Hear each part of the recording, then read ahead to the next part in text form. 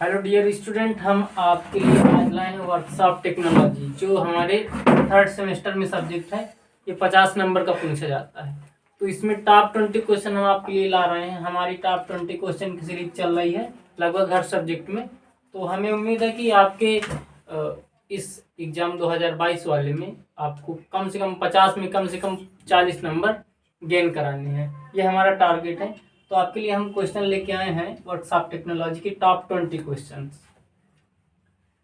पहला है, वेल्डिंग क्रिया क्या है? इलेक्ट्रिक आर्क वेल्डिंग का सचित्र वर्णन कीजिए। वेल्डिंग हमारे व्हाट्सएप टेक्नोलॉजी में कम से कम 5 टॉपिक हैं, 5 से 6 लेसन हैं।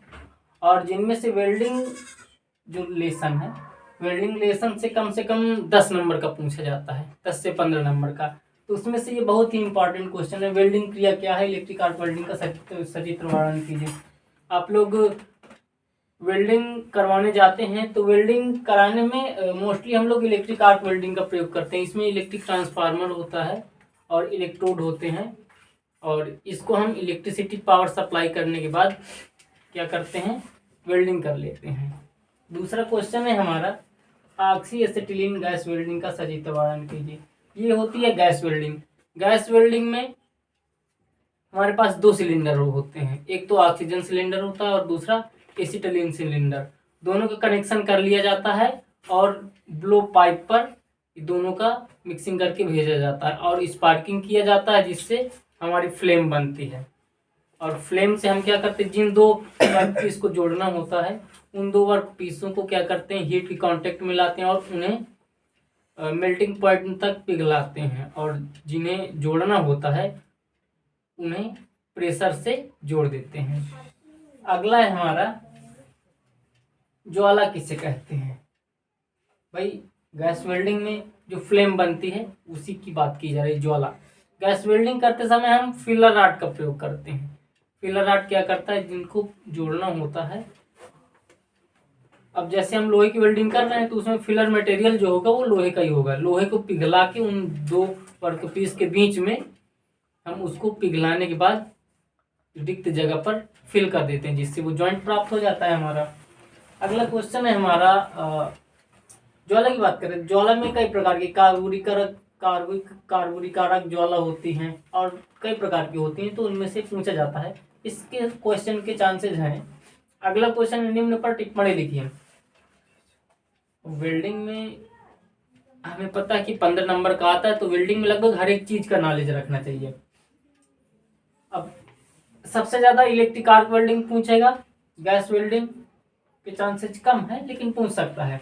और उनमें से प्रतिरोध वेल्डिंग, परस्पर वेल्डिंग, मिग और TIG welding, laser, electron beam और वेल्डिंग इक्विपमेंट्स, ये पूछ सकता है। तो इनसे और बाहर वेल्डिंग का कोई क्वेश्चन नहीं बनेगा। वेल्डिंग में केवल हमारे 4 से 5 क्वेश्चन बन रहे हैं, और ये 4-5 क्वेश्चन पढ़ने पर आपको कम से कम 15 नंबर का आपको इन्हीं 4-5 क्वेश्चन में आपको मिल जाएगा।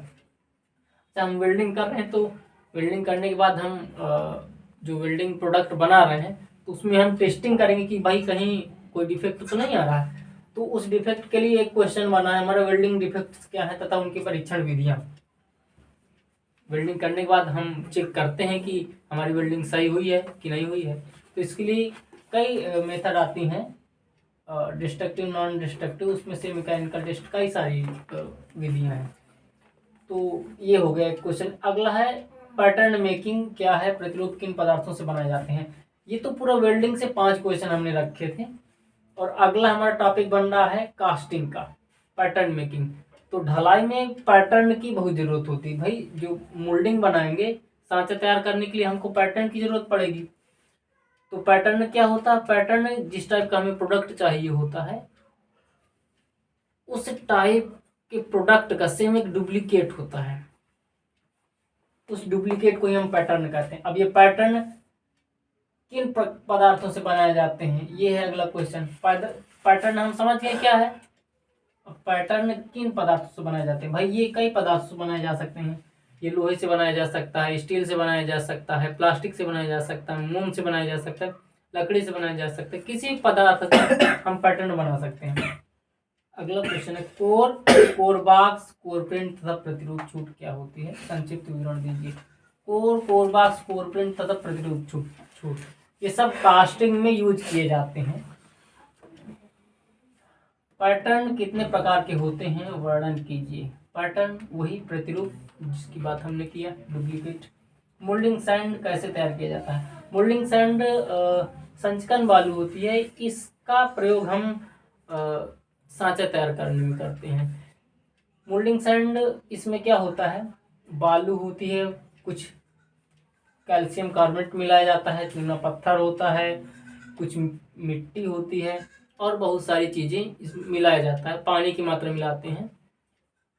जनरली बात करें इसको इस प्रकार से मिक्सिंग की जाती है कि अगर उसको हम हाथ में लेके मुट्ठी में दबा दें तो वो मुट्ठी टाइप का रूप बन जाए, भुरभुरी बालू तैयार की जाती है।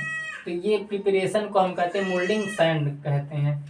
कास्टिंग, ढलाई क्रिया क्या है, सचित्र वर्णन कीजिए। अगला, कास्टिंग क्या होती है। कास्टिंग का सबसे इजी वे में आप ये समझिए, ढलाई क्रिया बहुत इंपॉर्टेंट है ये कास्टिंग टॉपिक। इस कास्टिंग टॉपिक में सबसे पहले हमें सांचा चाहिए। सांचे के लिए क्या करते हैं हम, पैटर्न बनाते हैं, पैटर्न की सहायता से हम सांचा तैयार करते हैं। और जब सांचा हमारा तैयार हो जाता है तो कास्टिंग कैसे करते हैं, जैसे लोहा की, हमारा लोहा है उसको हमने पिघला लिया, पिघलाने के बाद जो सांचा होता है, सांचे में हमने डाला और डालने के बाद जिस टाइप का भाई हमारा सांचा है उसी टाइप का हमारा प्रोडक्ट बनेगा। ठीक है, तो अब जिस टाइप का हमारा सांचा है हमने उस सांचे में क्या किया, धातु को पिघला के उसमें डाला। धातु को पिघलाने के बाद उस सांचे में डालने की क्रिया को क्या कहते हैं, पोरिंग, प्योरिंग, जिसको कहते हैं उड़ेलना। ठीक है, हमने धातु, पिघली धातु को उड़ेला उसमें सांचे में और उससे नॉर्मल टेम्परेचर पर उसे ठंडा किया। ठंडा होने के बाद सांचा को बाहर कर देंगे और हमें क्या मिल जाएगा, प्रोडक्ट मिल जाएगा, जिस टाइप का हमें प्रोडक्ट चाहिए होता है। कास्टिंग क्रिया हुई। अगला है melting, pouring, fettling and casting tools पर संक्षिप्त टिप्पणी लिखिए या संक्षिप्त विवरण दीजिए। कास्टिंग टूल्स क्या होते हैं भाई, कास्टिंग के समय हम जिन जिन औजारों का प्रयोग करते हैं वही हमारे कास्टिंग टूल होते हैं। अगला है कास्टिंग में प्रयुक्त विभिन्न भट्टियां बताइए। भाई ढलाई में हमें भट्टी की क्यों जरूरत पड़ेगी, धातुओं को पिघलाने के लिए हमें भट्टियों की जरूरत पड़ेगी। और कौन कौन सी भट्टी है हमारे पास, पिट भट्टी, इलेक्ट्रिक भट्टी और क्यूपोला भट्टी, जिनमें से सबसे ज्यादा क्यूपोला भट्टी पूछी जाती है, ये आपको पता है। और आपको सबसे पहले क्यूपोला भट्टी तैयार करना है, फिर पिट और इलेक्ट्रिक, इनके बारे में आप शॉर्ट जानकारी ले लीजिएगा, क्यूपोला ज्यादा पूछी जाती है। तीन में से कोई एक आ सकता है, ये बिल्कुल फिक्स है। ढलाई दोष क्या होते हैं बताइए। ढलाई दोष, आपने कास्टिंग किया उसके बाद आपने प्रोडक्ट की टेस्टिंग की, अगर उसमें कोई दोष आ रहा है तो आप उस दोष को दूर करेंगे। तो ढलाई के समय जो दोष उत्पन्न होते हैं या हमारे प्रोडक्ट में, उन्हीं को हम कहते हैं कास्टिंग डिफेक्ट्स, ढलाई दोष क्या होते हैं। अगला है मेटल फार्मिंग क्या है, फोर्जिंग क्रिया को समझाइए। मेटल फार्मिंग यही है कि किसी धातु को गर्म करके उसको विभिन्न प्रकार के वांछित आकार में डालना, वही मेटल फार्मिंग कहलाता है। फोर्जिंग क्रिया वही होती है, लोहे के पिघला के हथौड़े से ठोक पीट करके उसको अपने आकार में, जिस आकार में चाहिए उस आकार में बनाने की क्रिया को हम कहेंगे फोर्जिंग।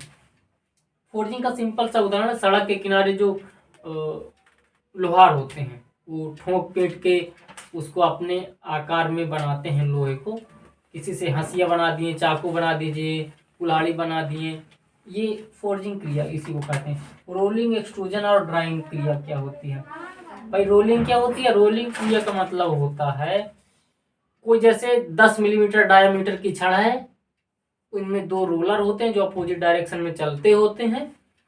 एक ओर से हमने 10 मिलीमीटर डायमीटर का हमने रॉड लगाया और वो जब दूसरी ओर निकलेगी 10 से कम मिलीमीटर डाया का, वो 10 से है तो 10 मिलीमीटर डाया का था हमने लगाया था, तो वो हमें 7 मिलीमीटर 5 मिलीमीटर डाया के रूप में चेंज होकर मिल रहा होता है।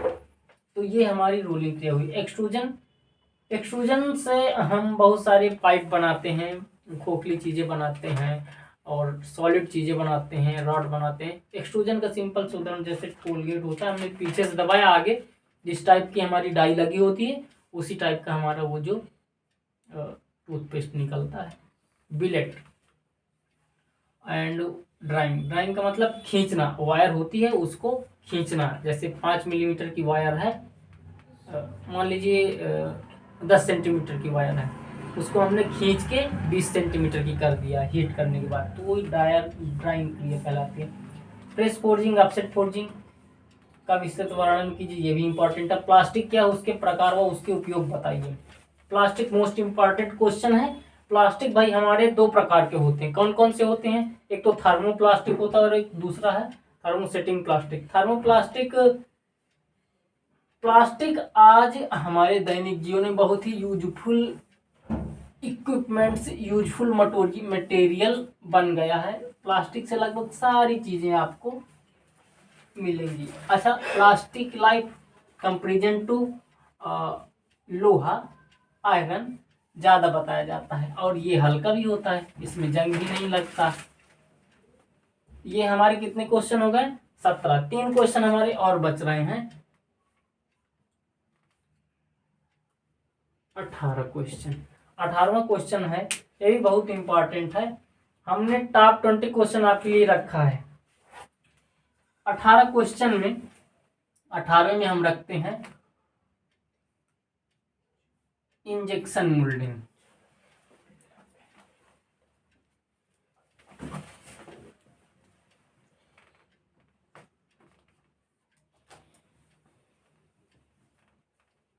एडवांस टेक्नोलॉजी है।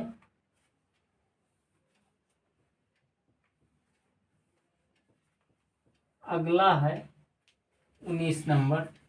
आपके लिए हम टॉप 20 क्वेश्चन लेके आए हैं। हमें उम्मीद है कि ये टॉप 20 क्वेश्चन आपको बहुत ही इम्पोर्टेंट साबित होंगे। अगला है प्रेस डाई। भाई बड़े बड़े प्रेस होते हैं, उनमें डाई जो लगाते हैं वो प्रेस डाई होती हैं। प्रेस डाई कितने प्रकार की होती हैं?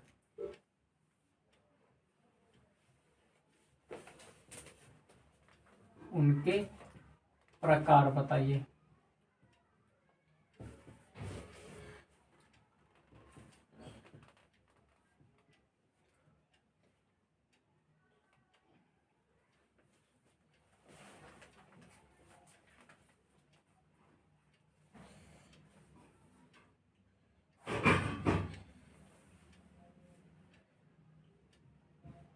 टिप्पणी लिखना किन पर? पहला है हमारा सीयरिंग,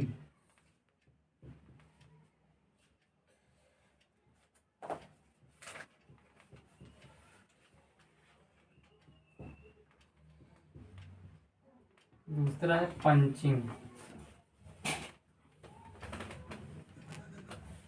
अगला क्वेश्चन है हमारा पियर्सिंग,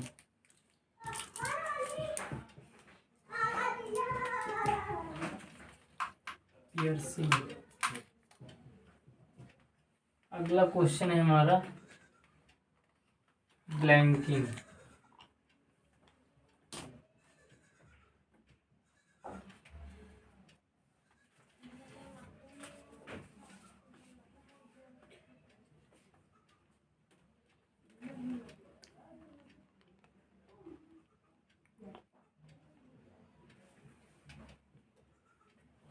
अगला है नॉचिंग,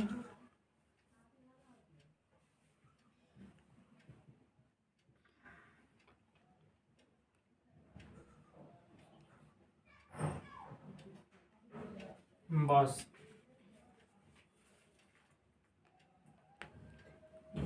और स्टैम्पिंग। तो हम आपके लिए टॉप 20 क्वेश्चन लाए हैं। ये टॉप 20 क्वेश्चन आपको बहुत ही यूजफुल साबित होंगे। तो आपको ज़्यादा नहीं, ये 20 क्वेश्चन आपको कंप्लीट कर लेने हैं, और हमें उम्मीद है कि ये 20 क्वेश्चन अगर आप पढ़ लेते हैं तो आपको कम से कम 50 में, कम से कम 50 नंबर में 40 नंबर फिक्स, बिल्कुल फिक्स 40 नंबर। ये बहुत ही इंपॉर्टेंट क्वेश्चन है, इनसे हट के कोई क्वेश्चन बाहर से नहीं बनेगा। तो 50 में 40 नंबर बिल्कुल फिक्स है। तो आप इनको बहुत अच्छे से पढ़िएगा। ये मोस्ट इम्पॉर्टेंट क्वेश्चन है। इनके बारे में डिटेल की हमने पिछली क्लास में बताया भी था, तो आप उन पर ध्यान दीजिएगा। फिलहाल आपकी काम की टॉप 20 क्वेश्चन है। ठीक है, थैंक यू।